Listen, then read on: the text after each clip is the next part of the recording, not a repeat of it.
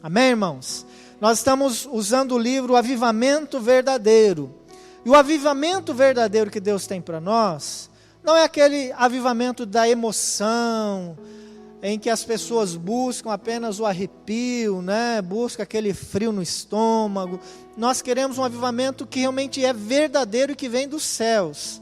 Algo que traga mudança no caráter do ser humano. Avivamento sem mudança de caráter não é avivamento. Deus quer trazer transformação em nossas vidas, e Deus tem muito mais para fazer nesses dias, amém? Eu queria convidar rapidamente a esposa do Jeová, a Jusilene, ela está aí? Cadê? Jussi. Vem cá.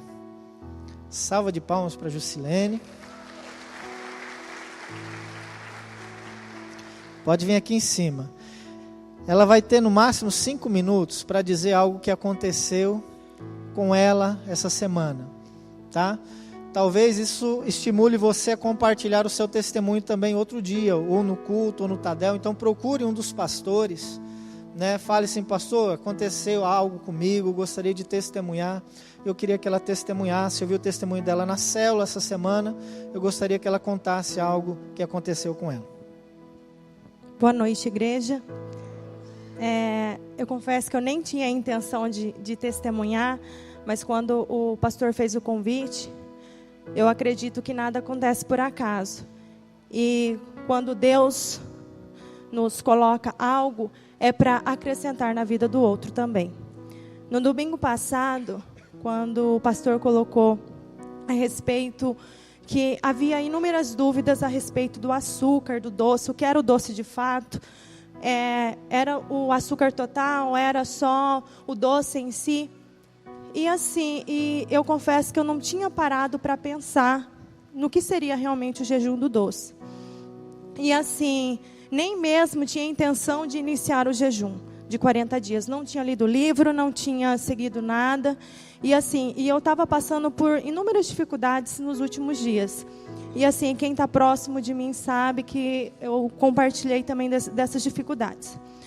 Quando foi o domingo no culto para iniciar o jejum, Deus tocou no meu coração e disse: esse é o momento. Porque eu havia orando e pedindo: Senhor, eu preciso fazer algo que me aproxime de Ti, porque eu estou muito acomodada.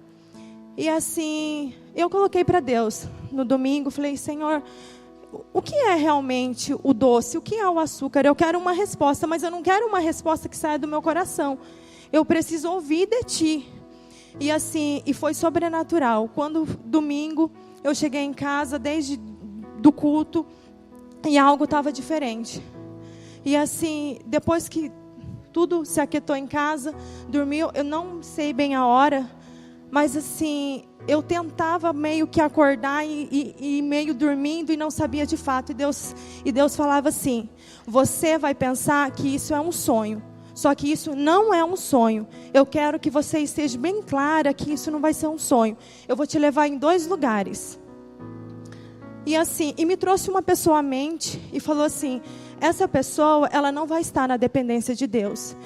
E essa pessoa está passando por dificuldades. E quando nós não estamos na dependência de Deus, o que acontece? E me levou até um lugar, e assim, e essa pessoa, ela cometeu suicídio. E assim, e aonde essa pessoa ficou? Havia muita dor, muita tristeza. E daí, de imediato, ele falou assim: agora vai fazer o processo inverso. Sabe assim, aquela coisa assim que você fala assim, que parece que vê todo o filme ao contrário? Ele foi fazendo isso, ele foi me conduzindo de volta. Olha o que acontece quando as pessoas estão. Nada, não tem dor, não tem tristeza, e ele me levou nos lugares mais lindos que existem. Lá tinha pessoas louvando e glorificando a Deus incessantemente. Eram várias pessoas de diversas culturas que cantavam, que exaltavam, que tocavam. Foi sobrenatural, assim. Ele falava assim: o que é o açúcar diante disso? Olha o que eu fiz. O que eu fiz para... Por que você depende do açúcar? O que é o açúcar diante do amor incomparável que eu tenho por cada um de vocês? Então, irmãos, tirar um açúcar durante uma semana, não é nada, nada, nada comparado ao amor que Ele tem por cada um de nós. E daí foi que eu entendi o porquê do sentido de estarmos em jejum. E assim, eu tenho vivido o avivamento, porque eu tenho aprendido a ouvir a voz de Deus.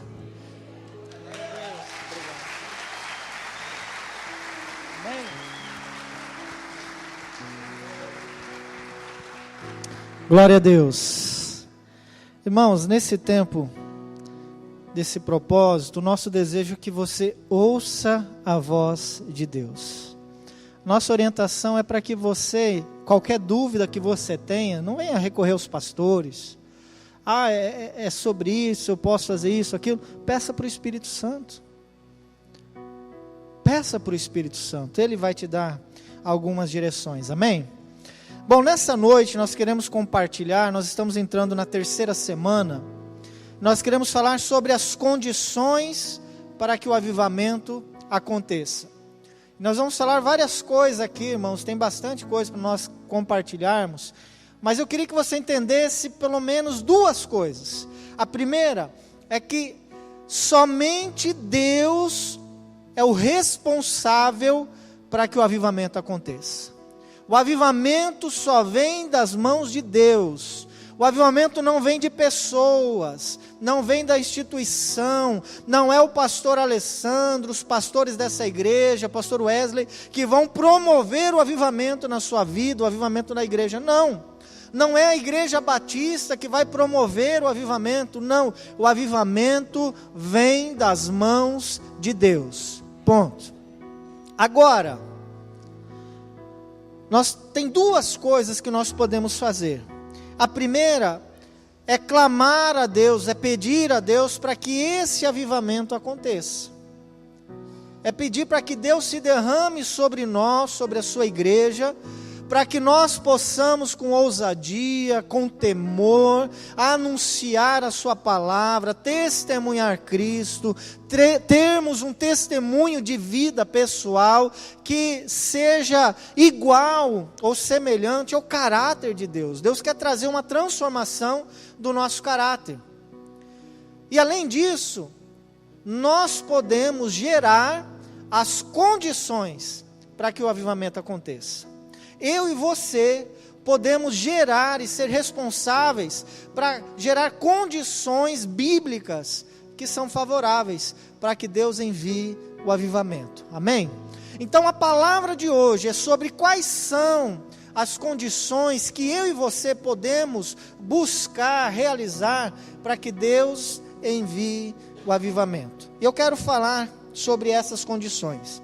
A primeira dela, a primeira condição para que o avivamento aconteça é humilhação. Vamos falar juntos? Humilhação. Amém. A palavra de Deus lá em Mateus, abra sua Bíblia. Glória a Deus. Mateus capítulo 23, versículo 12.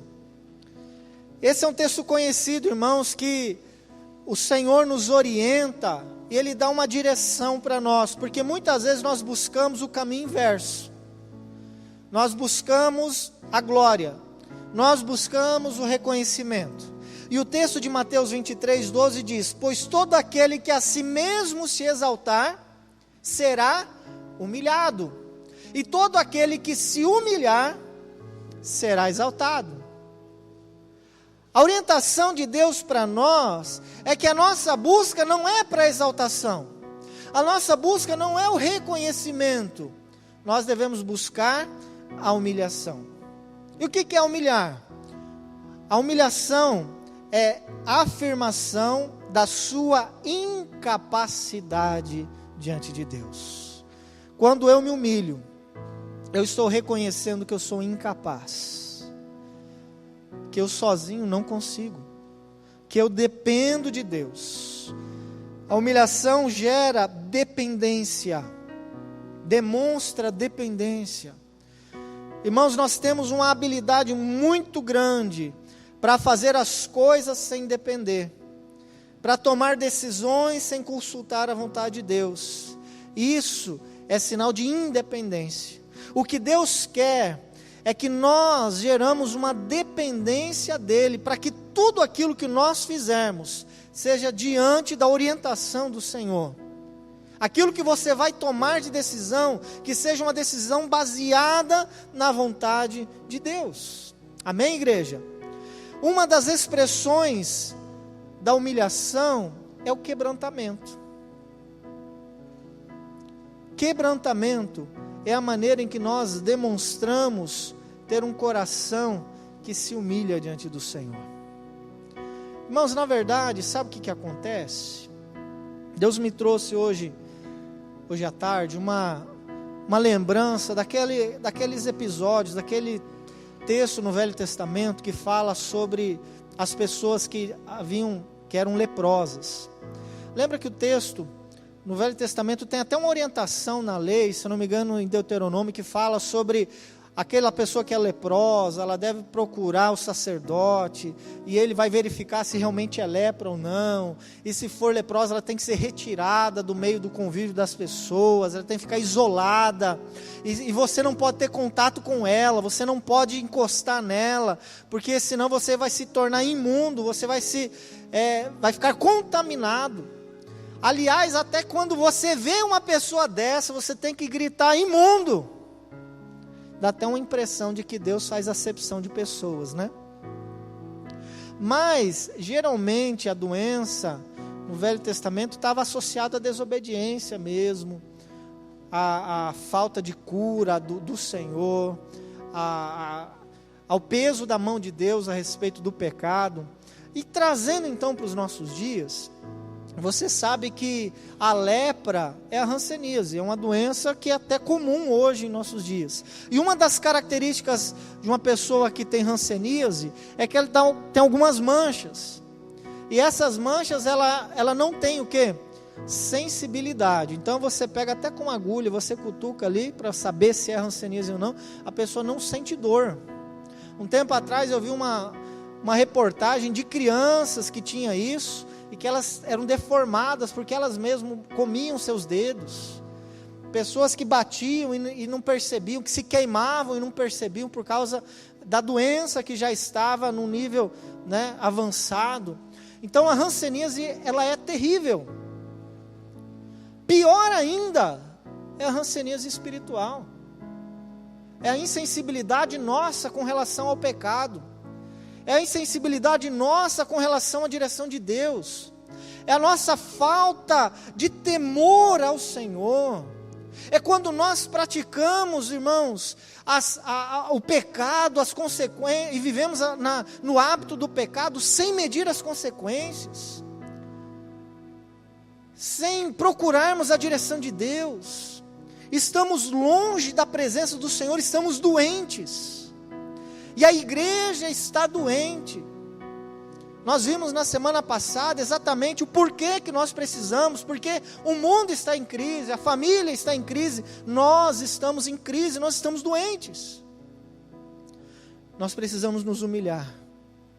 A igreja precisa se quebrantar como nunca, irmãos. Nós precisamos reconhecer os nossos erros, assim como Davi reconheceu.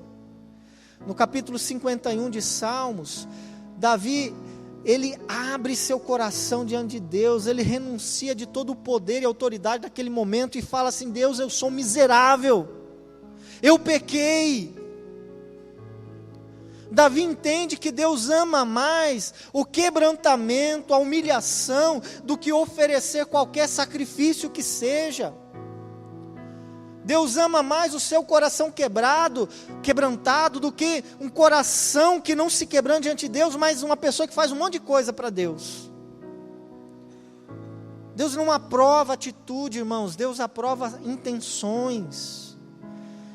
E o nosso coração precisa estar quebrantado diante de Deus. Salmo 51:17 diz: o sacrifício que agrada a Deus não são um espírito quebrantado, um coração quebrantado e contrito, ó Deus, não desprezarás. Deus não despreza um coração quebrantado, mas Deus pode desprezar as suas obras. Deus pode desprezar o que você tem feito como líder de célula, como supervisor, como membro de uma célula, como líder de algum ministério, ou aquilo que você tem feito só por fazer. Se não há arrependimento, se não há quebrantamento, irmãos, isso não tem valor para Deus, porque você pode estar fazendo com a motivação errada, você está fazendo para o seu alto crescimento, ou para que as pessoas vejam o quanto você é bom. O crédito não vai para Deus, Deus não recebe.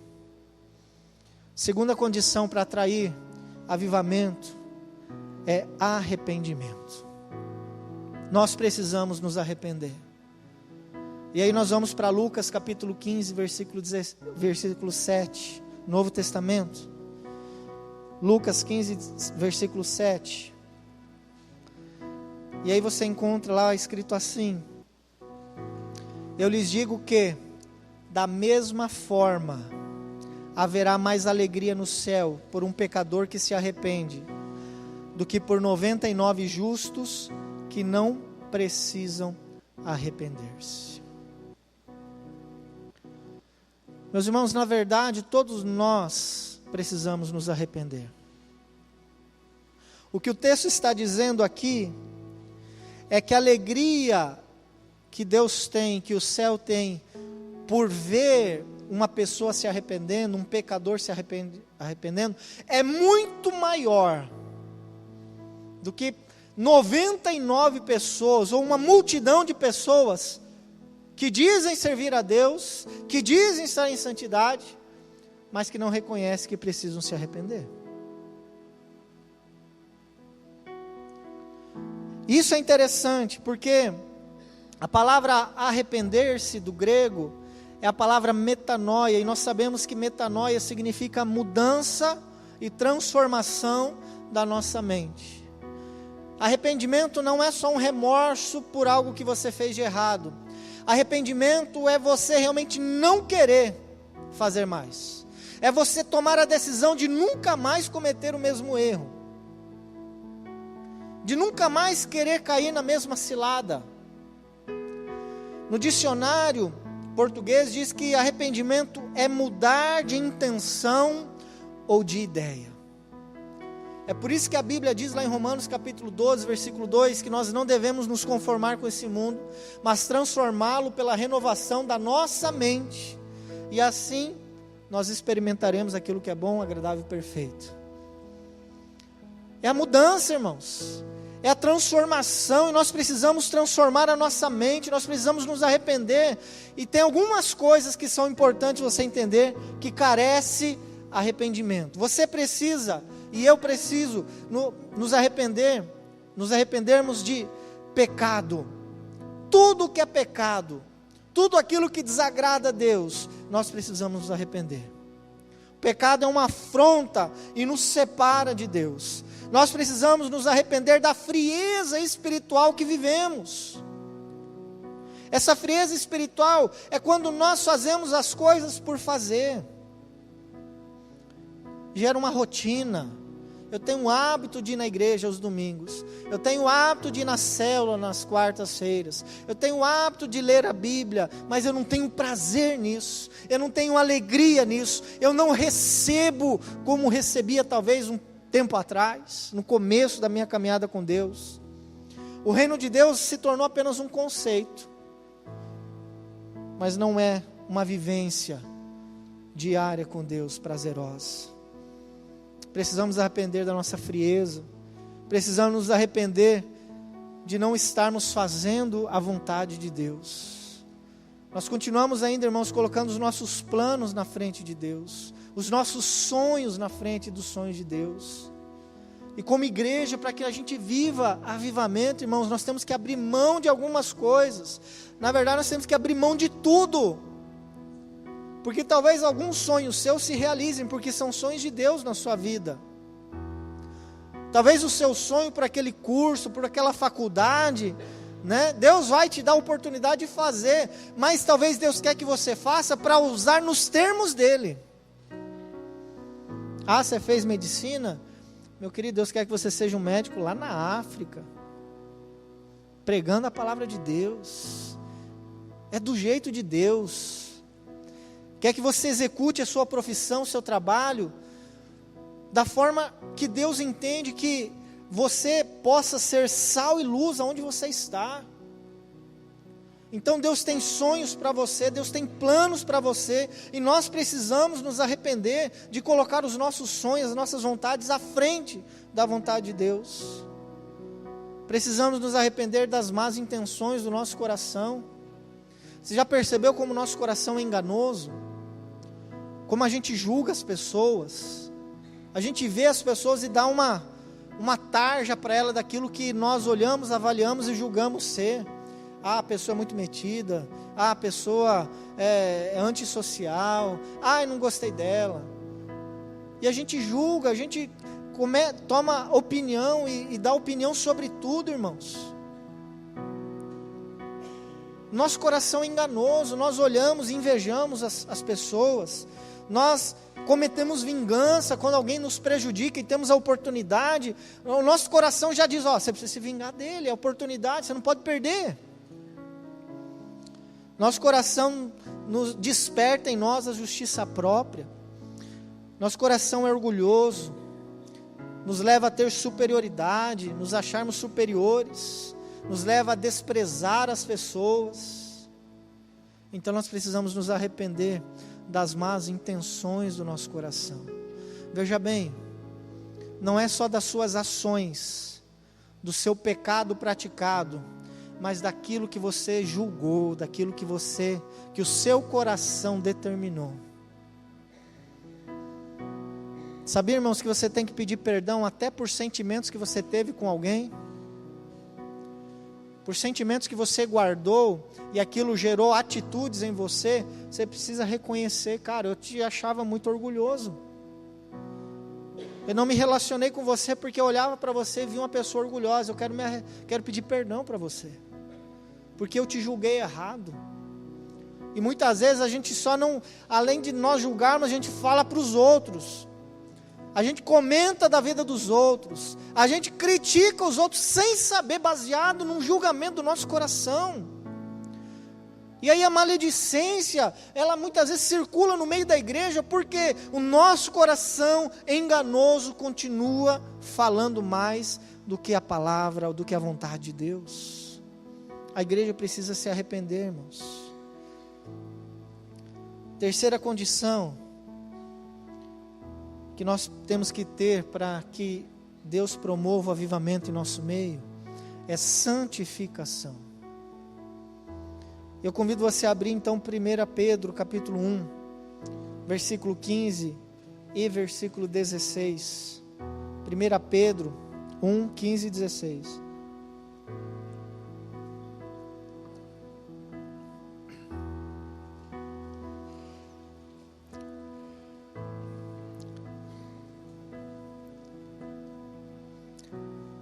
Assim como é santo aquele que os chamou, sejam santos vocês também em tudo o que fizerem, pois está escrito: sejam santos, porque eu sou santo. O texto fala assim: sejam santos vocês também em tudo que vocês fizerem. Eu já ouvi pessoas dizendo assim: pastor, eu acho que uma coisa é eu lá na igreja, o meu comportamento na igreja, outra coisa é no meu trabalho. Eu não posso ser do jeito que eu sou na igreja no meu trabalho. Eu não posso ser do jeito que eu sou na igreja na minha casa. Eu não posso ser do jeito que eu sou na igreja na minha escola, na faculdade. Porque as pessoas vão zoar de mim. Porque senão eu vou falir, porque senão eu vou atrair uma série de problemas. Meus irmãos, então nós vamos viver dupla, tripla personalidade.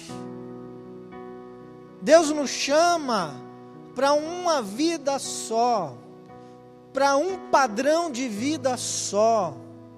Nós não podemos viver a cultura do reino de Deus aqui dentro, onde nós amamos, onde nós cumprimentamos, onde nós dizemos: olha, eu te amo, seja bem-vindo, e viver a cultura do inferno na nossa casa.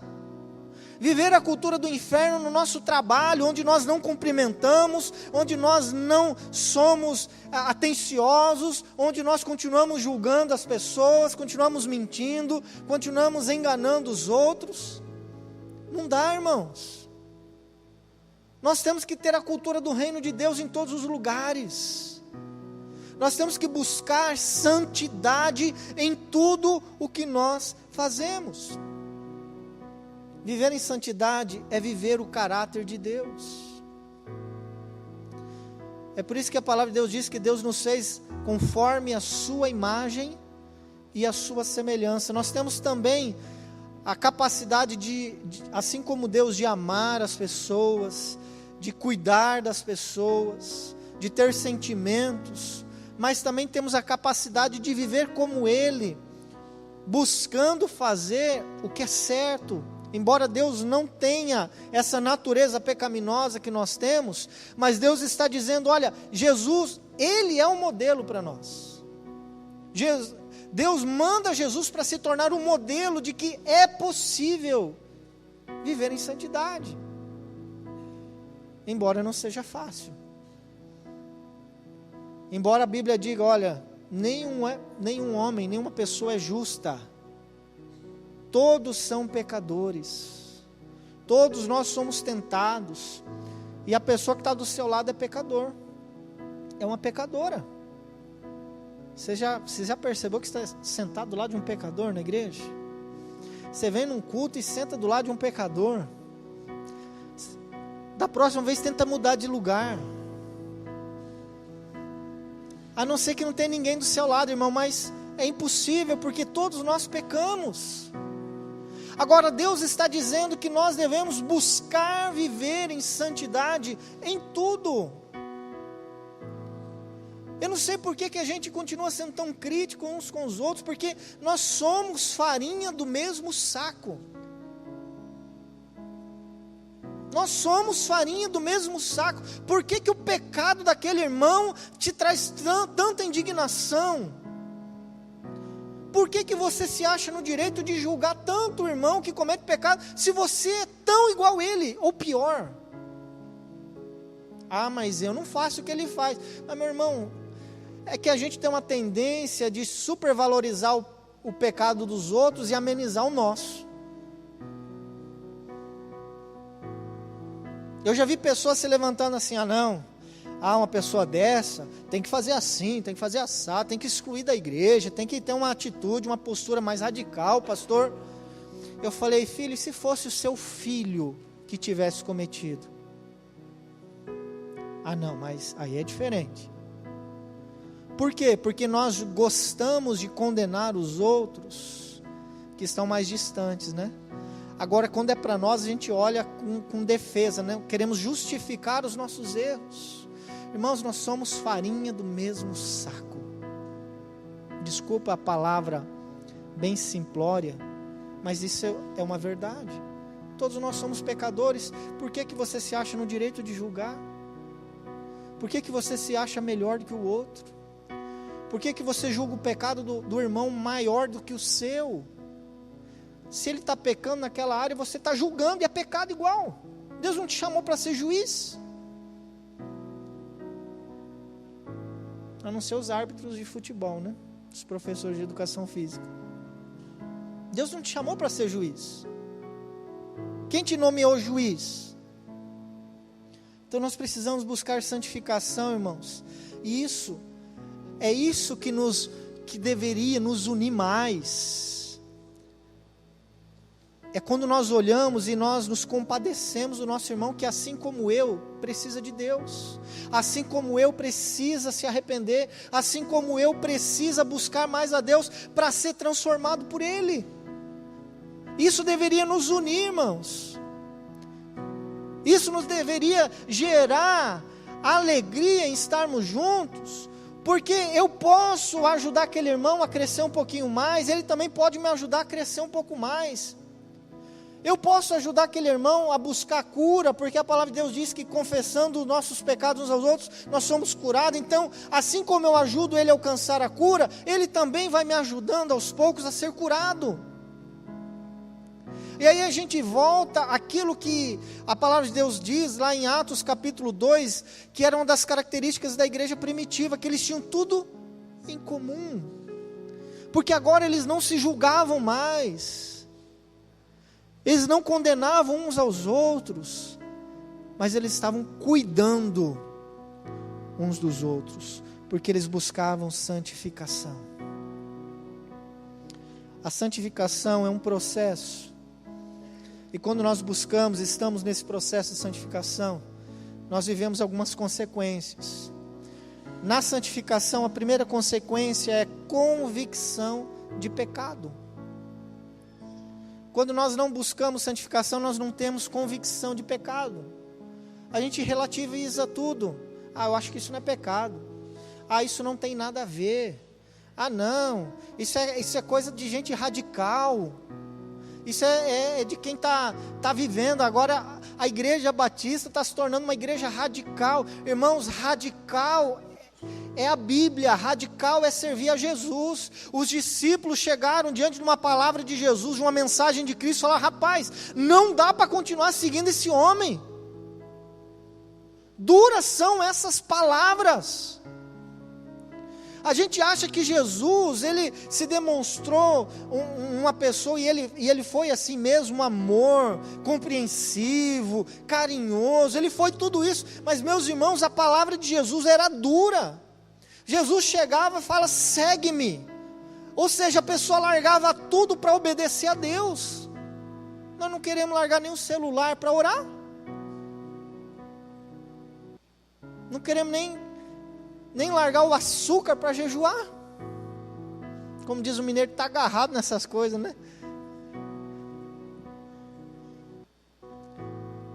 Radical é a palavra de Deus, irmãos, porque senão não tem como nós andarmos no caminho estreito. Tem coisa que você não pode abrir concessão, meu irmão. Quanto mais concessão você abre, mais legalidade você dá para o diabo na sua vida. Pastor, mas bebida alcoólica não é pecado. Concordo, irmão. Você não vai achar nenhum versículo na Bíblia dizendo que beber bebida alcoólica é pecado. Não é pecado o ato, mas a palavra de Deus diz assim: tudo o que escandaliza, não façais. Não façais. Eu não quero que os meus filhos olhem para mim e falem assim: eu aprendi a beber cerveja, eu aprendi a beber uísque, eu aprendi a beber cachaça, porque eu vi o meu pai fazendo isso. Eu não sou professor para os meus filhos para essas coisas. Eu decidi ser radical nessa área. É o meu pensamento, eu radicalizo mesmo. Eu não trago bebida alcoólica dentro da minha casa.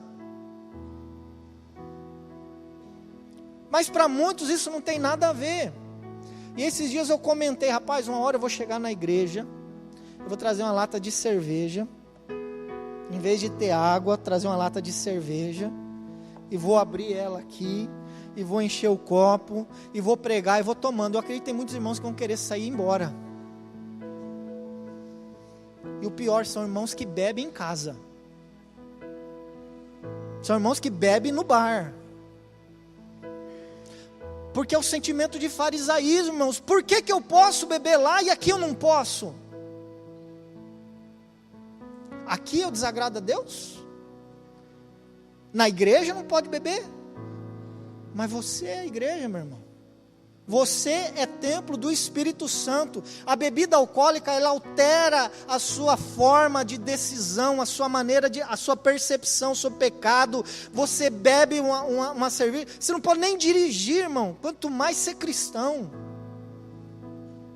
Para dirigir você leva multa se você beber uma cerveja. Agora, para ser cristão pode?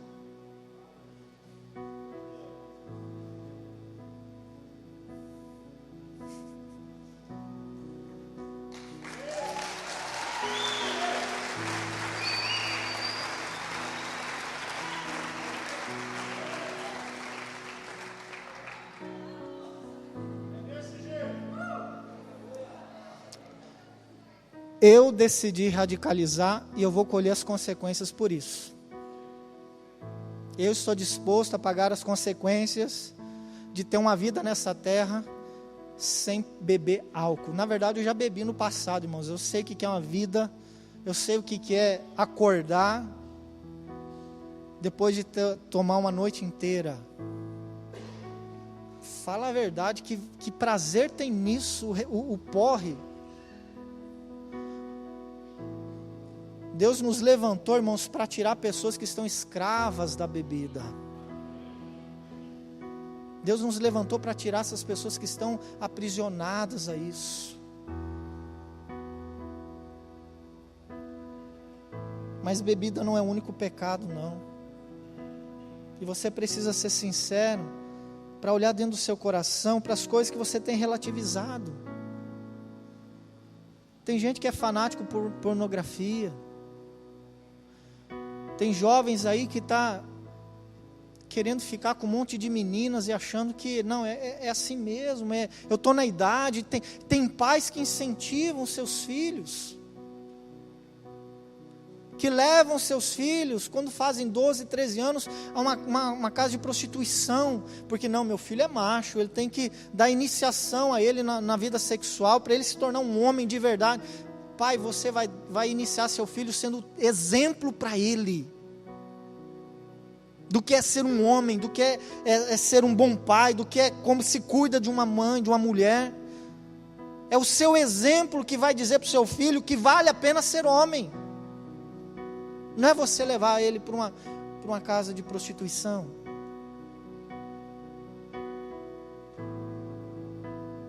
Isaías, capítulo 59, versículo 1 e 2 diz: Eis que a mão do Senhor não está encolhida, para que não possa salvar, nem surdo o seu ouvido, para que não poder ouvir. Mas as vossas iniquidades fazem separação entre vós e o vosso Deus, e os vossos pecados encobrem o rosto de vós, para que não vos ouça.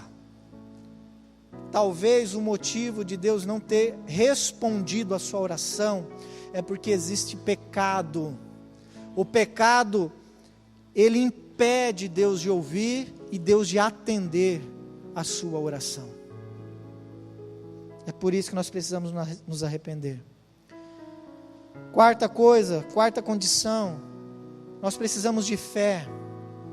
Nós precisamos crer que Deus, através de um avivamento, Ele pode mudar a nossa história. Que Deus pode mudar a realidade de São Gabriel do Oeste. Que Deus pode mudar a sua família.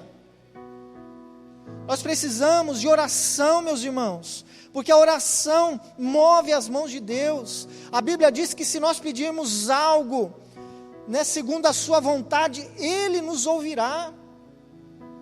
Nós precisamos ter o hábito de orarmos. Você crê que avivamento está no coração de Deus para a nossa igreja? Amém? Eu também creio, irmãos, eu creio que todos nós temos essa convicção. Deus está interessado que esse povo, que nós vivamos segundo a sua vontade e esteja preparado para os acontecimentos finais, para aquilo que vem ainda pela frente. E além da fé, da oração, nós precisamos de jejum. O jejum é importante para nós. Lá em Joel, capítulo 1, conta a história de um povo que estava passando grande tribulação. O povo de Israel estava numa seca terrível. A questão financeira estava parecida com o Brasil, pior do que está o Brasil hoje. Pessoas estavam morrendo de fome, não havia mais esperança. Aí Deus dá uma seguinte orientação para o povo, capítulo 1, versículo 14: decretem um jejum santo, convoquem uma assembleia sagrada, reúnam as autoridades de todos os habitantes do país no templo do Senhor, o seu Deus, e clamem ao Senhor. Meus irmãos, nós decretamos esse jejum, é o primeiro de vários que nós vamos fazer como igreja, porque nós cremos e temos a convicção que Deus vai fazer coisas extraordinárias em nosso meio, que Deus vai derramar do seu poder sobre a sua igreja, e nós vamos testemunhar Cristo Jesus até que Ele venha.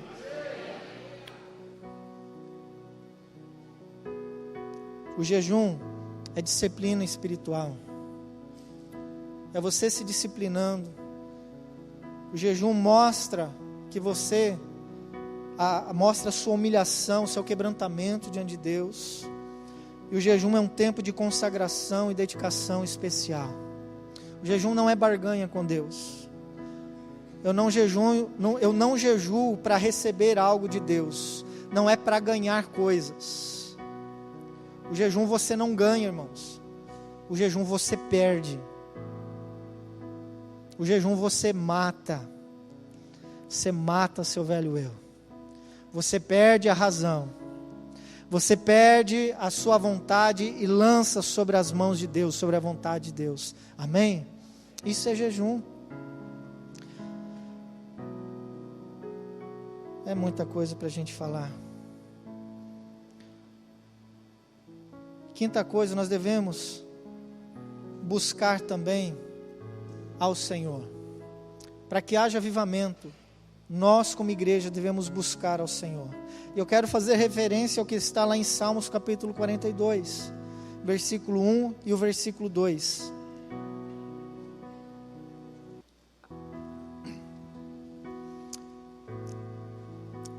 Isso que nós estamos ministrando, irmãos, é exatamente o material que vocês vão estar estudando durante a semana na célula.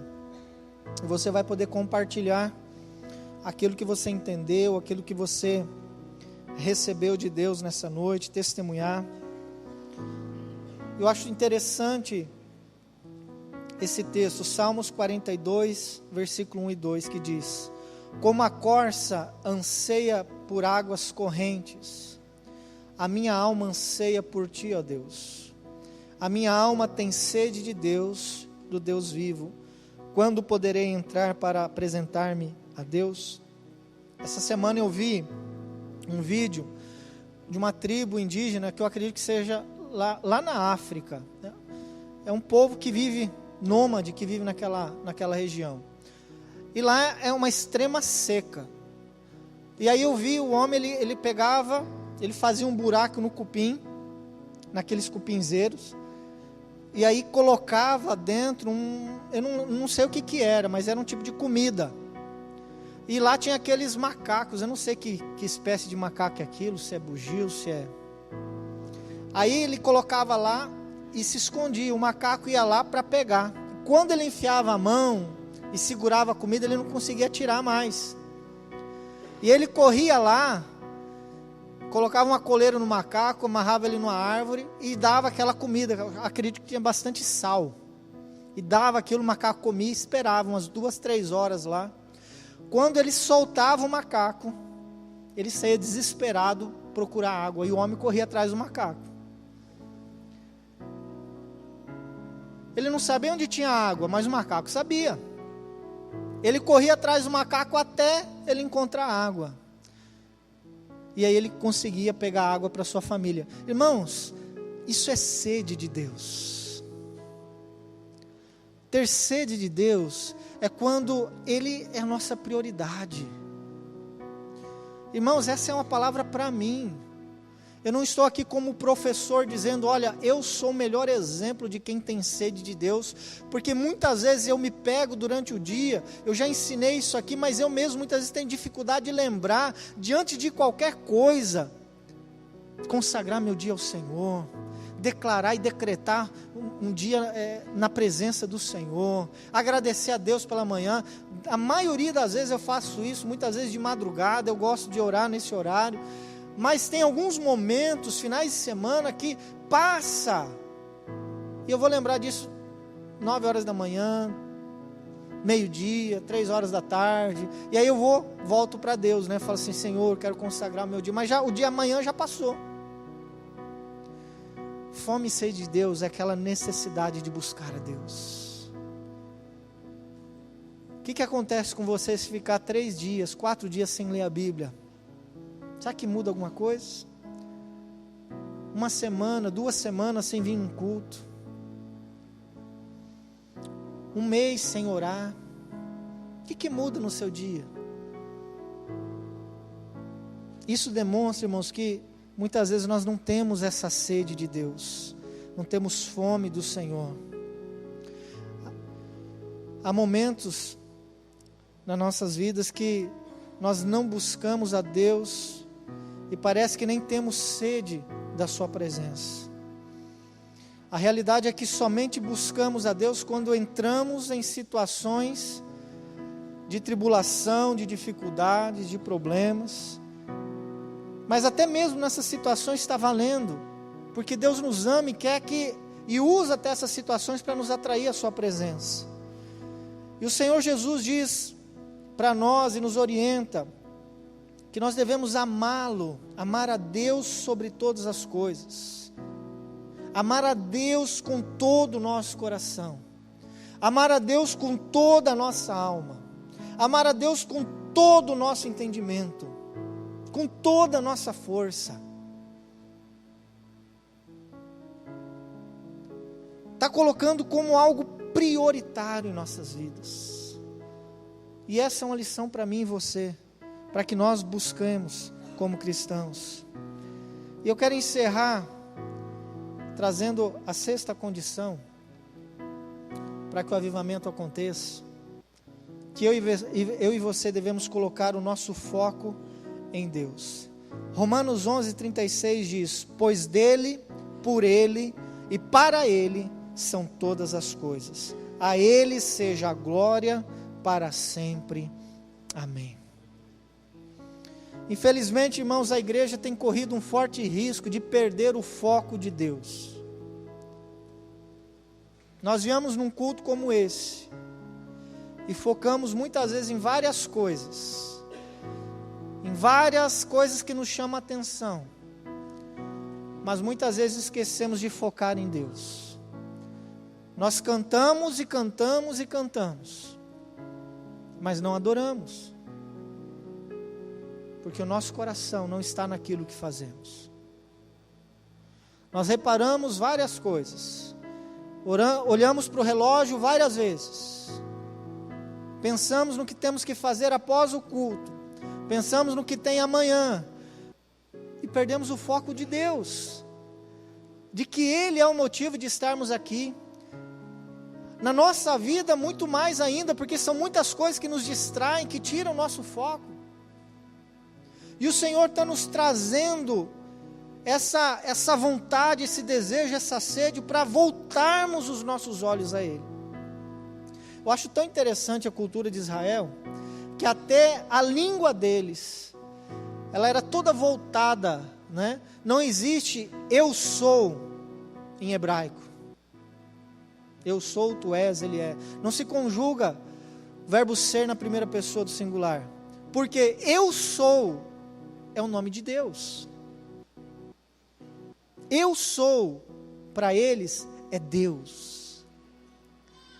E quando você começa a olhar a devoção que esse povo tinha, a busca e a sede que eles tinham de Deus, é claro que eles eram pecadores e cometeram vários erros, mas, irmãos, eles têm muito a nos ensinar, a cultura deles, a maneira com que eles levam a sério essa adoração a Deus. Porque muitas vezes nós chegamos aqui, irmãos, parece que nós vamos visitar o nosso amigo, não que Deus não seja o nosso amigo, mas pessoas, não estamos preparados, não temos temor, estamos de qualquer jeito. O nosso foco não é adoração a Deus. Até a maneira como você se veste, meu irmão, você adora a Deus. A maneira com que você se relaciona, você adora a Deus. Nós temos um futebol na segunda-feira, e geralmente eu oro naquele momento, antes de nós jogarmos futebol, que seja um momento de nós adorarmos a Deus, até praticando um esporte, porque ali a gente pode estar xingando, perdendo a paz, a razão, e agredindo fisicamente, mas quando nós fazemos as coisas do jeito certo, nós adoramos a Deus. Então nós temos que ter o foco no Senhor. Nós não devemos focar em pessoas. Não são pessoas que vão trazer avivamento. Não é o pastor Alessandro, o pastor Wesley que vai trazer avivamento nessa igreja. Não é a igreja que vai proporcionar isso, é Deus. Nós não podemos focar nas bênçãos, no que Deus está fazendo nas mãos de Deus. Isso tira o foco de Deus. Nós idolatramos a bênção. Tem gente que corre atrás da bênção, em vez de correr atrás de Deus. E nós não podemos focar no próprio avivamento. O avivamento, de certa forma, é a consequência do retorno a Deus. Vamos falar isso? O avivamento é consequência do meu retorno a Deus. Eu quero encerrar esse culto, irmãos, orando com a igreja. E a nossa oração nessa noite é de quebrantamento.